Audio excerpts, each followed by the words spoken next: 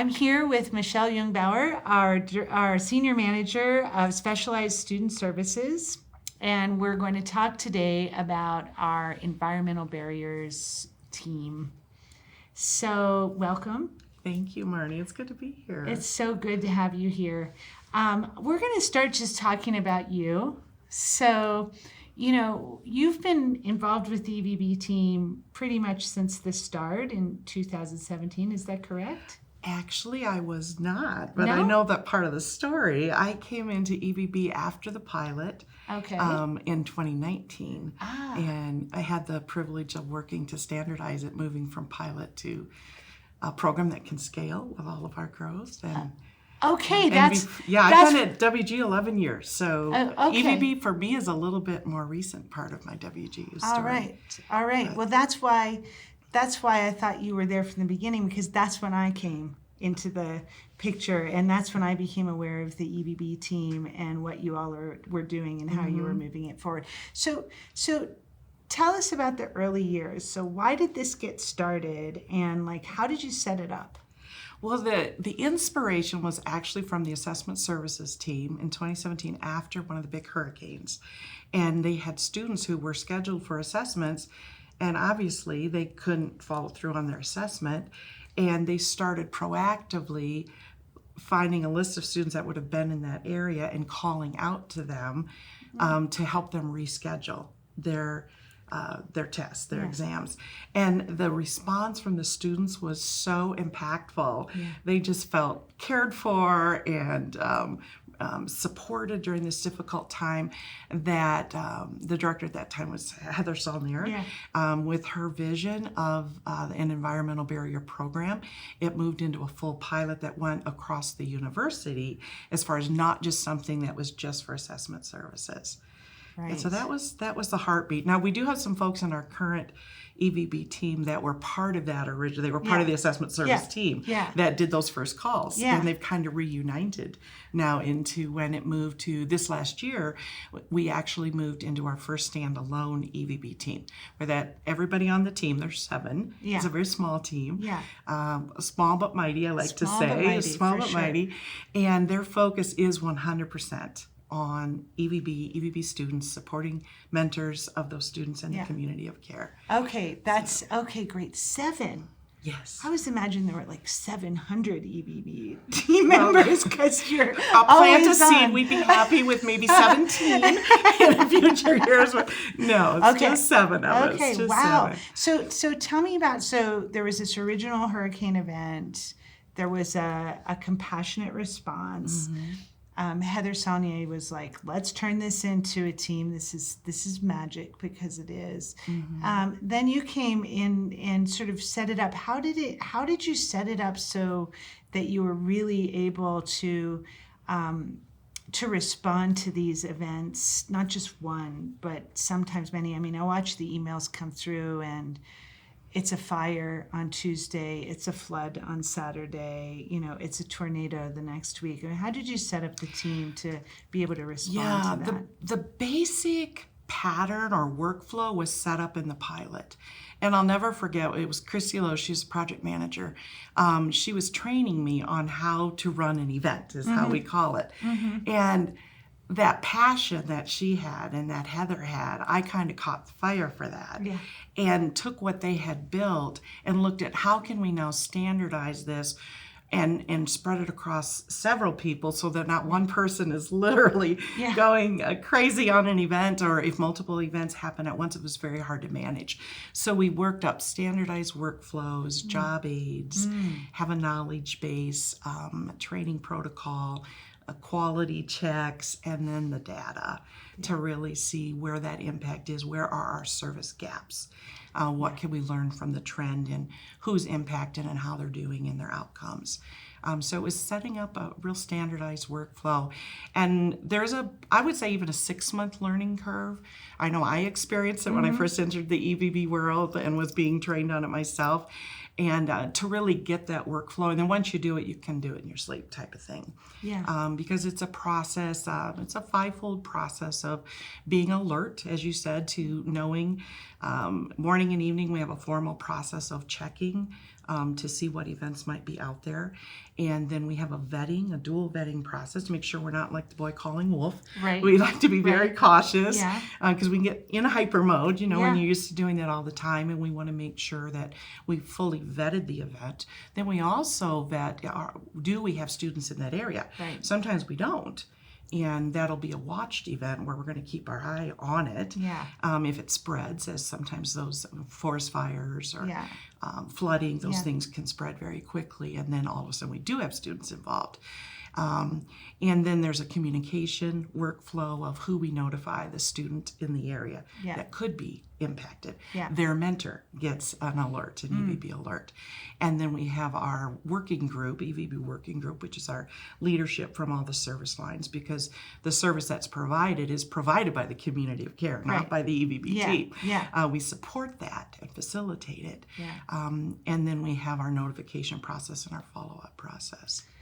And that's like, as a team member, when this is happening, especially at first, but even ongoing, like it must be, I mean, you're pretty close to these disasters that are happening, and you're getting this really close up picture of the actual individual human beings who are being impacted by it. Like, how do you handle that? I wonder. Does it become just secondhand? You're like a emergency response team, or like how do you process and handle that? That's such a good question, and I was really appreciative of our SEL team, Hillary Simon in particular. She reached out and asked me that same question. Yeah. How's your team doing, by the way? It had been after a spate of these horrible natural disasters, and I said, it is kind of rough. And she said, have you ever thought of doing like a circle of care? And she helped us last fall when we first set up this standalone team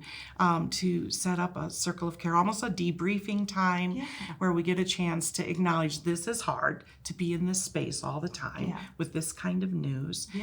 So we have a kind of a standardized circle of care that we do once a month, and then we have some best practices as a team for self-care, to be able to, I need a debrief, or I need some time to talk through this, or a way to check in with each other.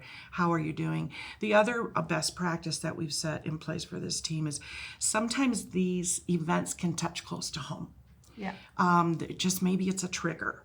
I can remember it's only happened a few times, but a team member saying, I think I need to step back from this one. And to know that they have a safe space to do that, because these can be rather traumatic. And so if there's something very familiar to a situation that someone has personally been touched by, it can be a real trigger. Doesn't happen very often, but just having the team know that they have that permission ahead of time. So those are some of the things that we've done. That's amazing, and that's so important because that just constant rush of stress, so close to the action of what is happening to these individuals, I'm so glad that you're doing that, and that makes sense. Go ahead. I'm just going to say the other thought that comes to mind is that as I talk to the frontline team members who do a lot of this daily review, they talk about how it is such an honor to be in the student's story, because they also audit the EVB student records to see how they're doing.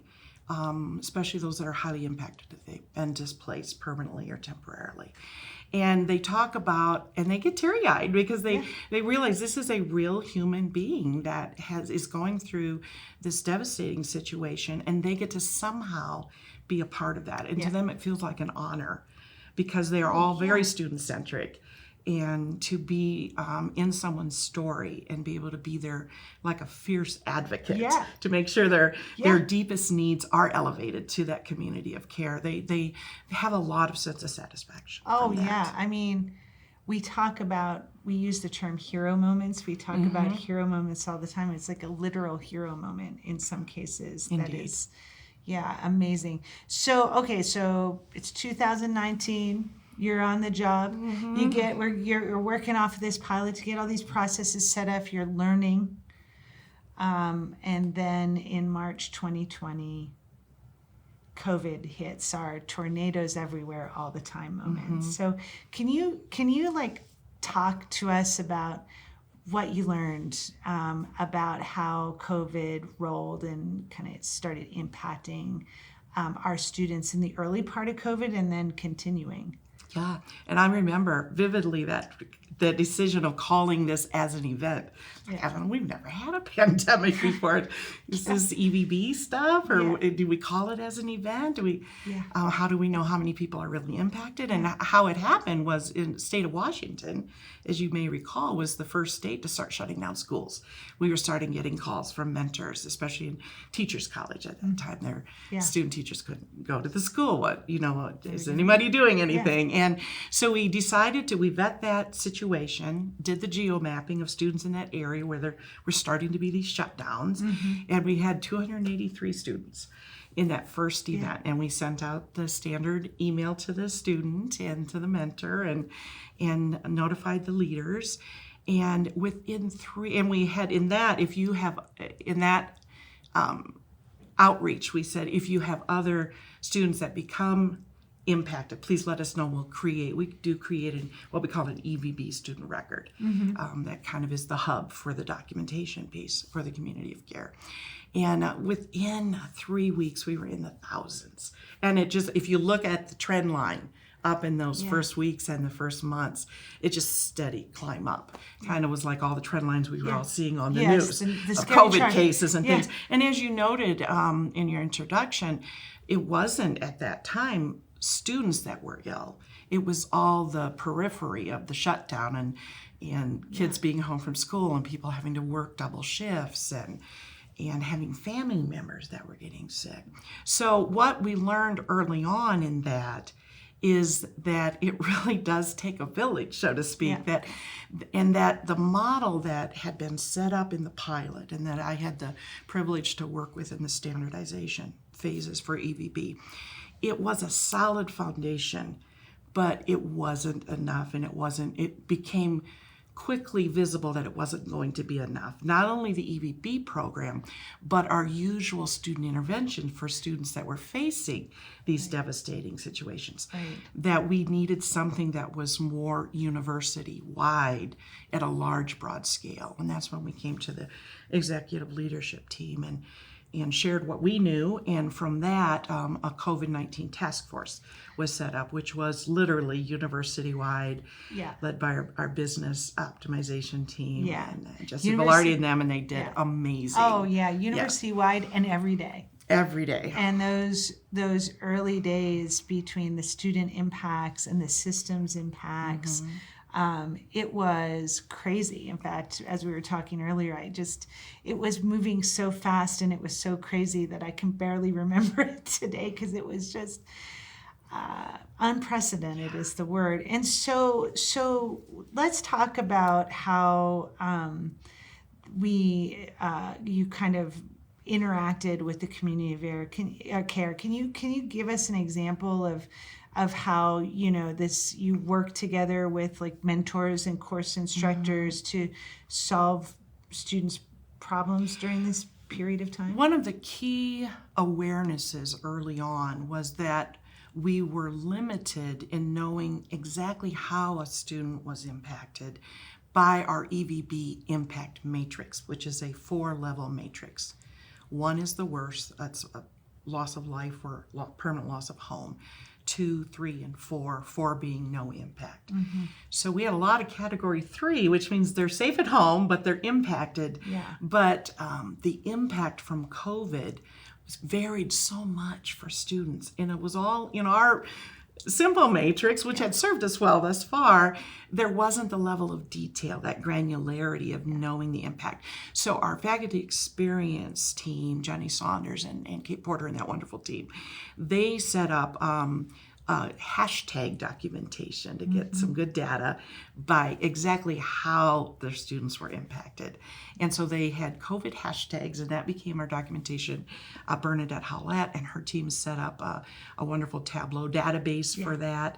And that began to show colleges exactly where their students were hurting. It helped inform those type of academic solutions that then the academic and task force team Yeah. set up, and you had to sign off on some of those, which were quite unusual. Yeah, quite unusual, unprecedented, as you said, and yet were needed at that time. Yeah. And so I think working with those teams to bring what we had as a foundation, but it quickly had to be much more. Yeah. So those were some of the ways that early on we started to work collaboratively. Yeah, and incredible achieved together, and also just an icon of our commitment to serving students one by one. Just amazing. And I'm sure people want to know, and I want to know, what have you seen since COVID started with our student populations? I mean, what's our kind of curve look like in terms of what has been interesting, it kind of settled back down. It very much follows what you see nationally when we look at our data on a chart.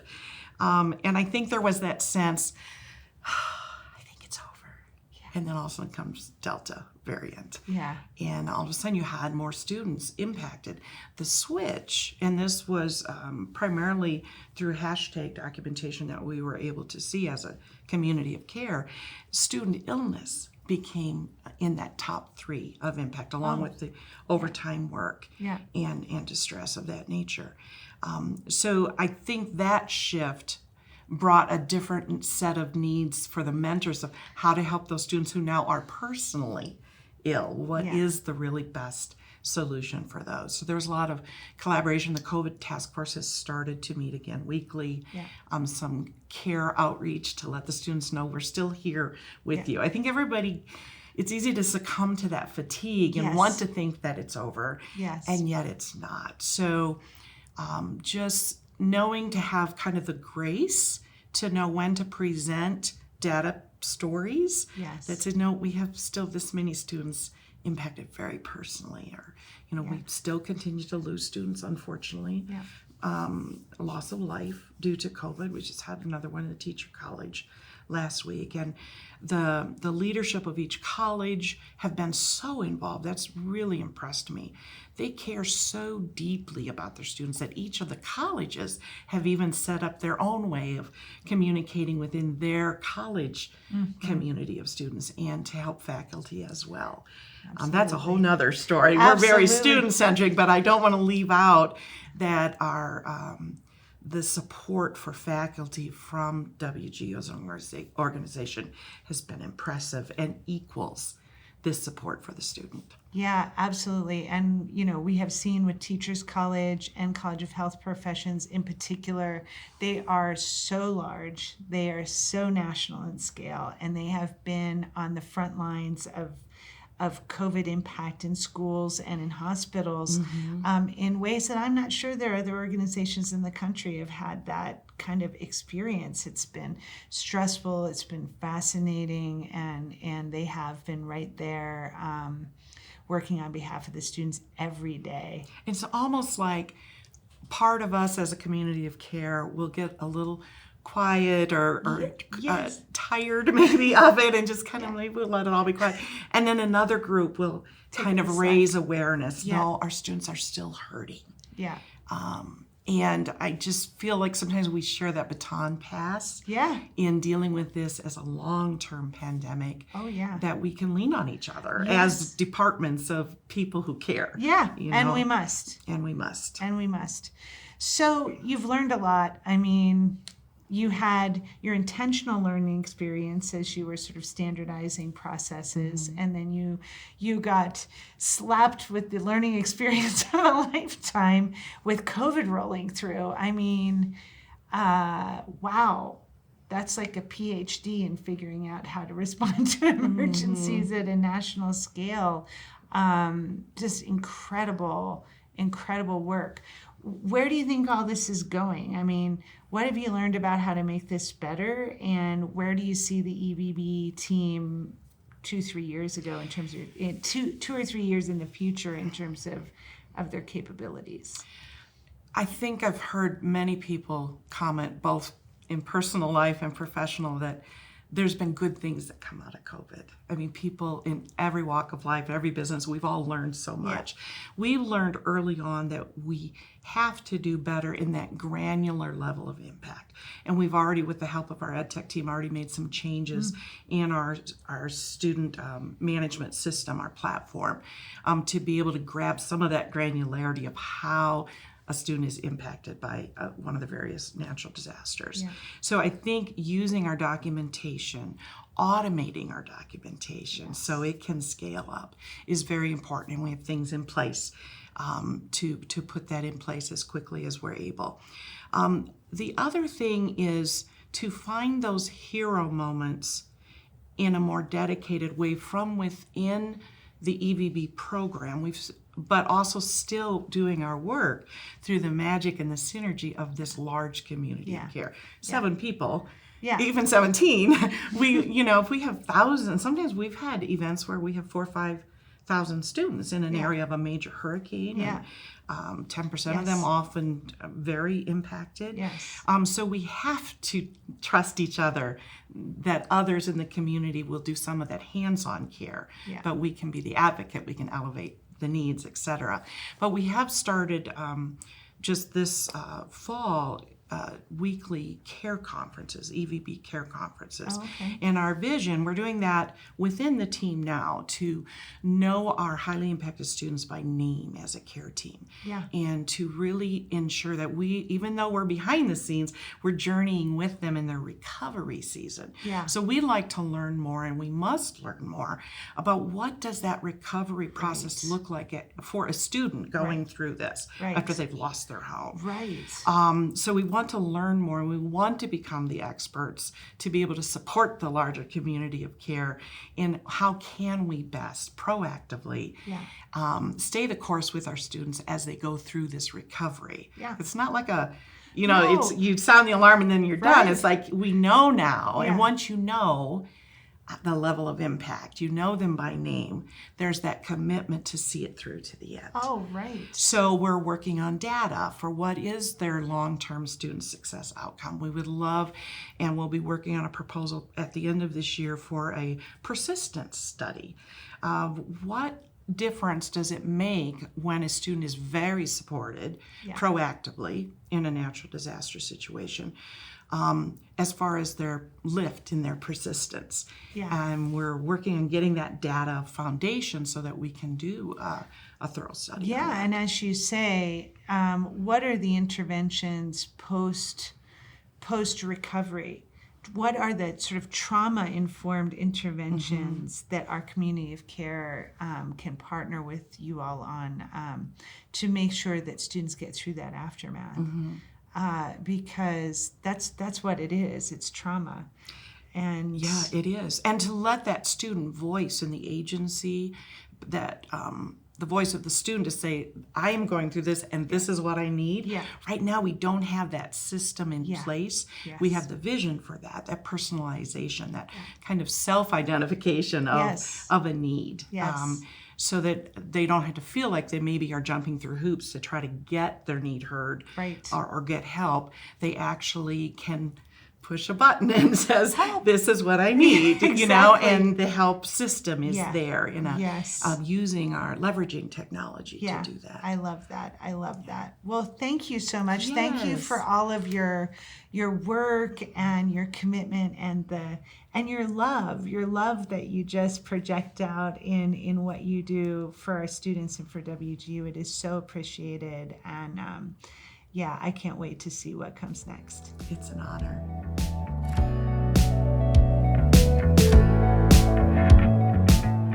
The Provost Update is your opportunity to share good news happening across the academic organization. Let us know when you or someone you work with has been involved with something exciting and noteworthy.